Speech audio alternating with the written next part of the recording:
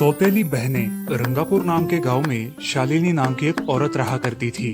उसे दो बेटियां थी। एक का नाम था शिवानी और दूसरी का सुहानी।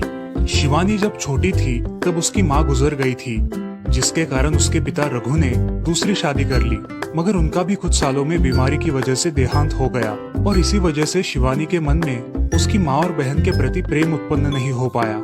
शिवानी और सुहानी में हमेशा झगड़ा हुआ करता था।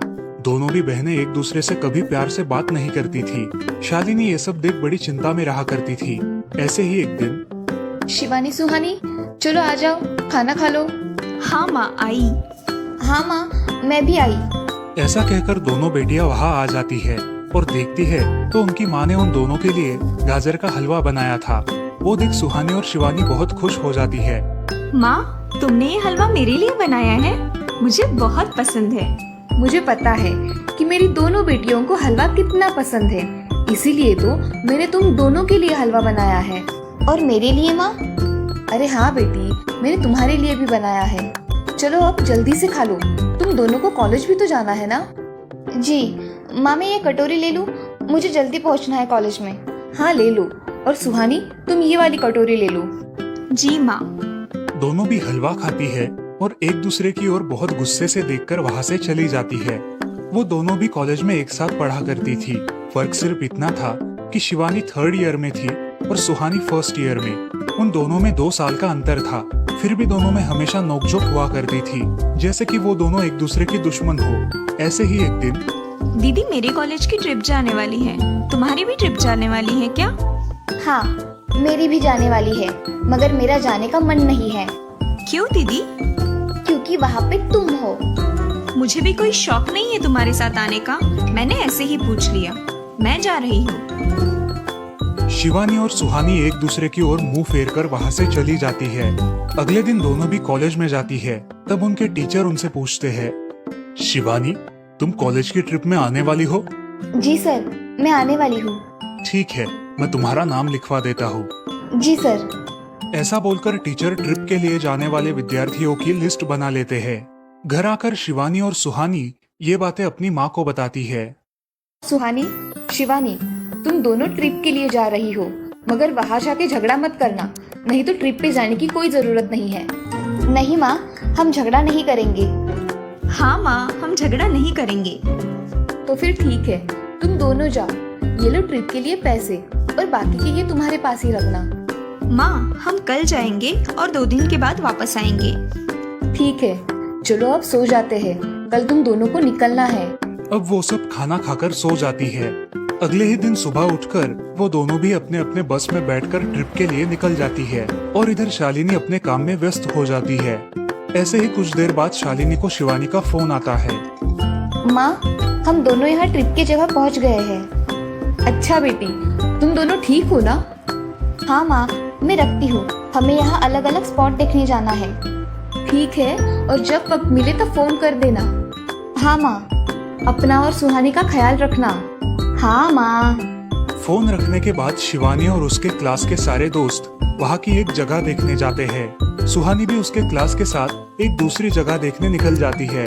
सारे बच्चे एक साथ घूमकर वापस आते हैं। शिवानी सुहानी को ढूंढती है, मगर सुहानी उसे कहीं दिखाई नहीं देती, इसीलिए शिवानी को बड़ी चिंता होने लगती है। अरे, ये सुहानी कहाँ रह गई? इसका तो कुछ भी पता नहीं, कहाँ ढूंढूं इसे? तभी शिवानी को सुहानी दिखाई देती है और उसके जान में जान आ जाती है। सुहानी, कहाँ गई थी तुम? मुझे कितनी चिंता लग गई थी तुम्हारी। अरे, मैं यहाँ ही थी मेरी सहेलियों के साथ, मुझे कुछ नहीं हुआ। ऐसा बोलकर सुहानी वहाँ से चली जाती है। दूसरे दिन सब लड़के लड़कियाँ जल्दी उठकर अपनी तैयारी कर लेते हैं और पहाड़ पर जाने के लिए निकलते हैं। वो सब आज थोड़ा घूमकर शाम तक निकलने वाले थे। सब विद्यार्थी एक हिल स्टेशन देखने चले जाते हैं। शाम होने तक उस पहाड़ी का मजा उठाते हैं, लेकिन सुहानी बिना किसी को बताए उस पहाड़ी के एक अनजान हिस्से में चली जाती है।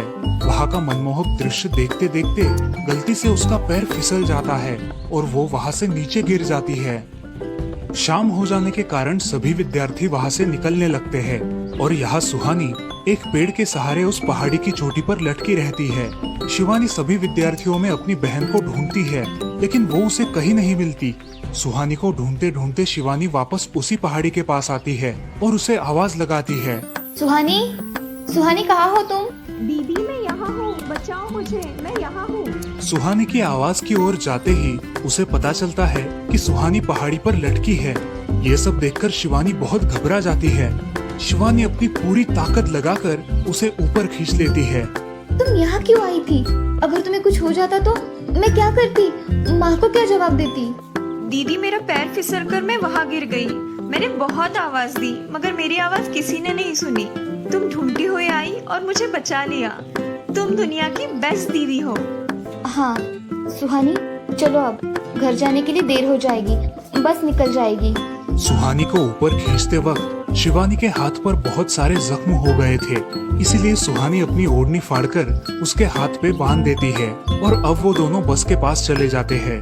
क्या हुआ है शिवानी, हाथ से खून बह रहा है तुम्हारे? कुछ नहीं सर, मैं वहाँ पे गिर गई थी, अब मैं ठीक हूँ। टीचर और सारे छात्र गाड़ी में बैठकर घर जाने के लिए निकलते हैं। घर आने के बाद शिवानी सारी हकीकत अपनी माँ को बताती है और वो सब सुनकर माँ दोनों को गले लगाकर रोने लगती है। तुम दोनों एक दूसरे के साथ होते हो इसीलिए मुझे कोई टेंशन नहीं रहता, मगर मेरी बच्चियों खुद का भी ख्याल रखा करो। उस दिन के बाद दोनों सौतेली बहनों ने अपने बीच की सब नोकझोंक बंद कर दी और हंसी खुशी सगी बहनों की तरह रहने लगी। दोस्तों, इस कहानी से हमें ये सीख मिलती है कि हम सबको एक दूसरे के प्रति द्वेष की भावनाएं छोड़कर प्यार से रहना चाहिए। चंदनपुर नाम के गांव में चंपा नाम की एक औरत रहती थी। पति, 2 बच्चे और एक बेटी, ऐसा उनका पूरा परिवार था। उसका पति श्रीधर पोस्ट ऑफिस में जॉब करता था। उसके कमाई से ही घर चलता था। चंपा ने अपने घर के सामने एक छोटी सी दुकान खोल के रखी थी। उससे उसे जो भी मुनाफा होता वो अपनी बेटी की शादी के लिए जमा करके रखती। ऐसे ही बहुत दिन बीत जाते हैं। अब बच्चे भी बड़े हो जाते हैं। बड़ा बेटा अशोक डॉक्टर और छोटा बेटा रवि वकील बन जाता है और दोनों अपनी ट्रेनिंग पूरी करने लगते हैं। एक दिन उनकी बहन ज्योति के लिए एक अच्छा रिश्ता आता है और ज्योति की शादी पड़ोस के गांव के सरपंच जी के बेटे से हो जाती है। ज्योति बहुत ही कामचोर और गुस्सा करने वाली होती है। इसी कारण उसके ससुराल से उसे निकाल दिया जाता है। वो अपने पति को लेकर अपने मायके रहने आती है। अब चंपा का जमाई दुकान चलाता है और चंपा और ज्योति आराम से वहाँ रहती है। अरे ज्योति, जरा अपने कामचोर पति को कुछ काम करना क्यों नहीं सिखाती हो? कुछ काम का नहीं है वो। अरे हाँ माँ, उनके पिताजी ने तो उन्हें ही घर से निकाल दिया और हमारे माथे मर दिया। जाने दो, पति है। माँ और बेटी इसी तरह तानेबाजी करती रहती। अब बड़े बेटे अशोक की शादी उन्हीं के गांव के एक लड़की से करा दी गई, लेकिन उस लड़की से भी चंपा बहुत काम करवाती और वो बेचारी सासू माँ का आदर करके सब काम चुपचाप करती थी। एक दिन वो काम करके थक गई और एक जगह पर बैठ गई। ए कामचोर कमला, इतना सारा काम पड़ा है घर में, क्या वो तुम्हारा बाप आके करेगा? चलो उठ, काम कर। हाँ हाँ माँ जी, करती हूँ। ऐसा कह के कमला अपने काम पर लग जाती है और सारा काम खत्म कर देती है। चंपा अपने बेटे अशोक से घर आने के बाद चुगलियां किया करती थी। अशोक घर आकर कमला को बहुत भला बुरा कहता और कभी कभी तो उस पर हाथ भी उठाया करता था। ये सब रवि देखा करता था और रवि को बहुत बुरा लगता था। अशोक मारने आता तो रवि बीच में पड़ जाता और माँ बाप को डांटता था और वही झगड़ा खत्म हो जाता था। ऐसा बहुत दिन चलता रहा। रवि को रंजना नाम की एक लड़की बहुत पसंद थी, जो कि एक न्यूज रिपोर्टर थी। क्या तुम मुझसे शादी करोगी? मुझे तुम बहुत पसंद हो। हाँ, मगर रवि, तुम्हारे घर में तुम्हारी माँ का बर्ताव मुझे बिल्कुल पसंद नहीं है, इसीलिए पहले तुम इसका कोई हल निकालो। अरे रंजना, मैं हूँ ना तुम्हारे साथ, तुम्हें टेंशन की क्या बात है? मगर रवि, तुम भी अगर मुझे मारने पीटने लगे तो मैं तुम्हें कोर्ट में खींचूंगी। अरे हाँ बिल्कुल, वो तो तुम्हारा अधिकार है। अगले दिन रवि अपने घर में रंजना के बारे में बताता है। रवि की माँ चंपा उसे साफ मना कर देती है। रवि, तुम्हें कुछ समझ आता है या नहीं? अपनी बिरादरी की लड़की से शादी करो बेटा। इस घर में ये आखिरी शादी है और मेरे भी कुछ अरमान है बेटा। अजय, आप कुछ कहते क्यों नहीं? हाँ बेटा, तुम्हारी माँ सही कह रही है, तुम इसकी बात मान जाओ बेटा। नहीं पापा, मैं शादी करूंगा तो सिर्फ रंजना से, वरना मैं शादी नहीं करूंगा। सब चुप हो जाते हैं। अगले दिन रवि मंदिर से शादी करके घर आता है। सब अचरज से रवि की ओर देखते हैं और चुपचाप अपने कमरे में चले जाते हैं। कमला उन दोनों का स्वागत करती है और वो दोनों अपने कमरे में जाते हैं। कैसे लगा मेरा घर?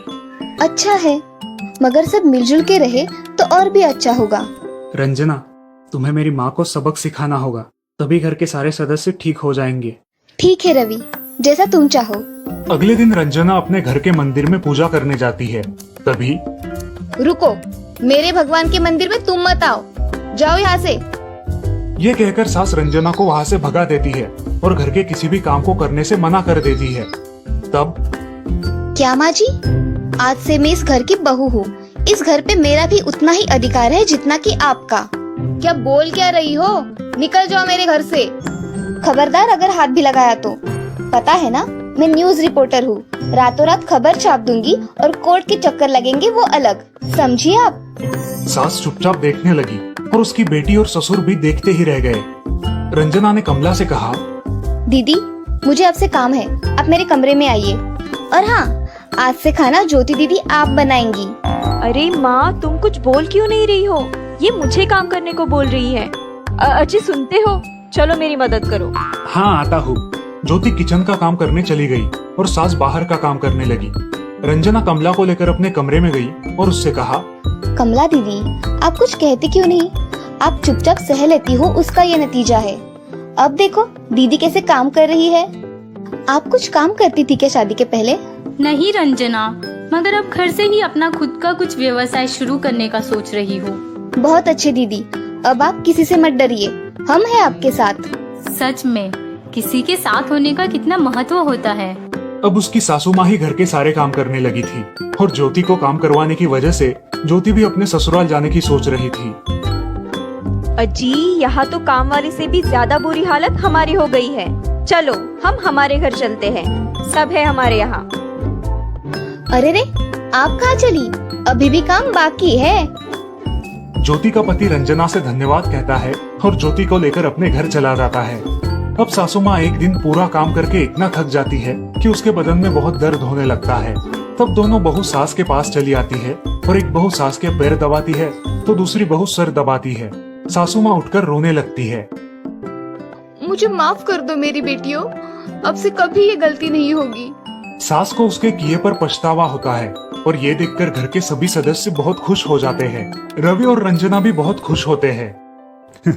वाह बहू, जो आज तक नहीं हुआ वो तुमने करके दिखाया। बहू हो तो ऐसी। रंजना अपने बर्ताव के बदले माफी मांगती है और अब सब लोग खुशी खुशी रहने लगते हैं। तो दोस्तों, इस कहानी से हमें ये सीख मिलती है कि हम सब मिलके परिवार बनता है और हम सब परिवार का महत्वपूर्ण अंग होते हैं। परिवार के काम मिल बांट कर करना ये हमारी वैयक्तिक जिम्मेदारी है।